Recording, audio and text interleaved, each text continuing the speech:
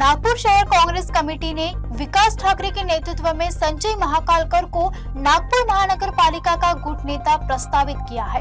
संजय महाकालकर इस बार चौथी बार नगर सेवक बने हैं, जिससे शहर में विकास और जनता की सेवा को नई गति मिलने की उम्मीद है। नागपुर शहर कांग्रेस कमेटी ने आज एक अहम निर्णय लेते हुए 4 बार के नगर सेवक संजय महाकालकर को नागपुर महानगर पालिका में अपना गुट नेता चुना है।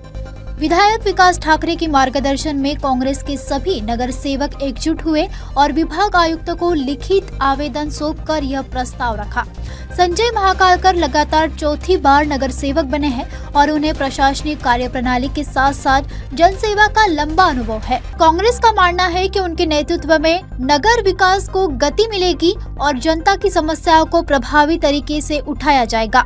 शहर कांग्रेस नेताओं का कहना है कि यह फैसला पूरी तरह शहर के हित और पारदर्शी प्रशासन को ध्यान में रखकर लिया गया है।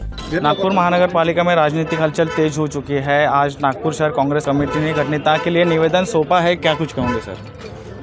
आणि आज सर्वप्रथम या शहराचे सन्माननीय अध्यक्ष विकासभाऊ ठाकरे, ह्या शहराचे आमचे नेते नितीन राऊतसाहेब, अभिजित वंजारीजी, गिरीश पांडुजी, शहराचे सर्वच नेते, सर्वप्रथम तर मी या सर्वांचा आभार व्यक्त करतो की त्यांनी माझ्यावर विश्वास ठेवून आज महानगरपालिकेच्या इथे आज गट नेत्याचं जबाबदारी त्यांनी माझ्याकडे जी दिलेली आहे। तर सर्वप्रथम या सर्व नेत्यांचे मी आभार व्यक्त करतो आणि त्यांनी जी जबाबदारी दिलेली आहे ही जबाबदारी तेवढीच आपण पार पडणार। सबने मिलके आपका नाम यहाँ पे दिया है, कैसा लग रहा है आपको?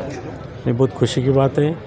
आणि मागच्या जवळपास 3 टर्म पूर्ण होऊन आता 4थ्या टर्ममध्ये मी पदार्पण केलं। जवळपास मागचा सर्व अनुभव आणि माझ्या प्रभागातील सुद्धा लोकांनी तेवढाच विश्वास ठेवून पुन्हा मला निवडून दिलं आणि हा जो विश्वास यांनी ठेवलेला आहे तर याच्या माध्यमातून आपण या पूर्ण शहरातील जनतेला न्याय देण्याचं काम करतो। नागपूर महानगरपालिकेमध्ये भारतीय राष्ट्रीय काँग्रेस पक्षाचे 34 नगरसेवक निवडून आले आणि प्रदेश काँग्रेस कमिटीने संजय मधुकररावजी महाकाळकर यांना गटनेतेपदी निवड करून पत्र पाठवलेलं आहे आणि नागपूर महाविकास आघाडी म्हणून आम्ही एक गट स्थापन करून त्याची नोंदणी विभागीय आयुक्त कार्यालयात आत्ताच केलेली आहे आणि संजय मधुकरराव महाकाळकरजी या गटाचे नेते म्हणून आज ॲथोराईज झाले आहे। मला वाटते की विरोधी पक्ष नेता आणि गटनेता हा एकच असतो आणि संजय महाकाळकरजी यांचं नाव आज झालेलं आहे। ऑलरेडी MIM मुस्लिम लीग यांनी आपले गट स्थापन केलेले आहे,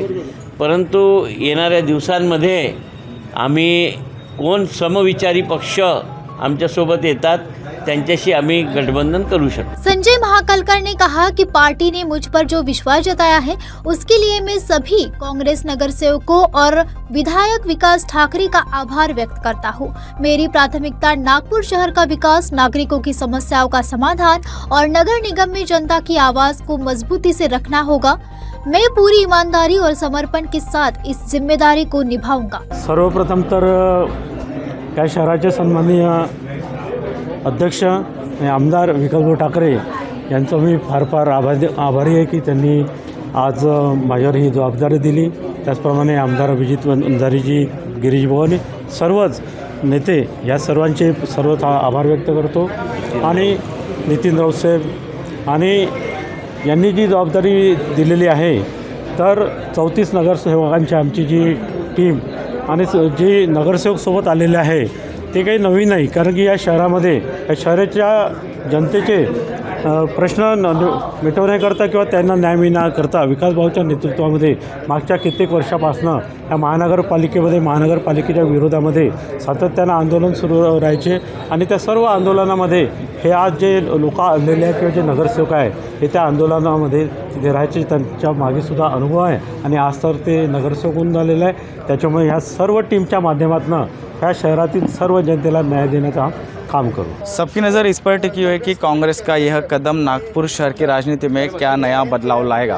वीडियो जर्नलिस्ट राजकुमार मोड़ के साथ मैं नयल कालबांडे, लोकतंत्र मिरर, नागपुर।